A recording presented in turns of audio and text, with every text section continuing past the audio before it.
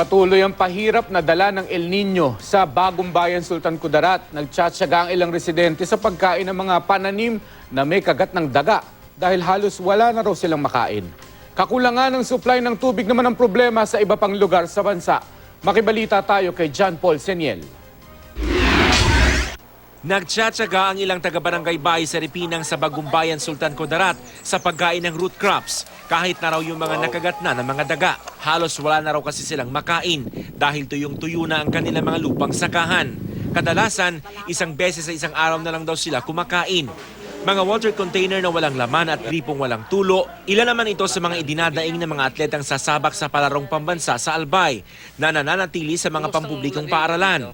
Hindi raw sapat ang tubig na inirarasyon sa lugar. As usual, yung mga regular na problem ng palarong pambansa, minsan nagkulang yung supply ng tubig, nagkulang yung supply ng kuryente. Ang mga nagpaparenta naman ng cottage sa Calaba River sa Banguet Abra, nalulugi na. Dati raw, malaki ang kinikita nila tuwing summer break. Pero dahil sa pagbaba ng antas ng tubig sa ilog sa gitna ng matinding init, wala nang masyadong nagpupunta sa lugar. Tubig din ang kulang sa probinsya ng Cebu, kaya umabot na sa mahigit 58 million pesos ang halaga ng nasirang pananim, ayon sa Provincial Disaster Risk Reduction and Management Council. Noong May 2015, nagdeklara na ng state of calamity sa probinsya dahil noon pa lang marami ng pananim ang napinsala. Ngayong lumalala pa ang epekto ng tagtuyot, plano ng lokal na pamahalaan na dagdagan ang tulong na ibinibigay sa mga apektado ng El Nino.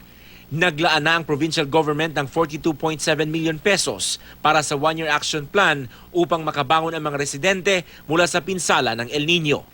John Paul Seniel, Nagbabalita, Pilipinas.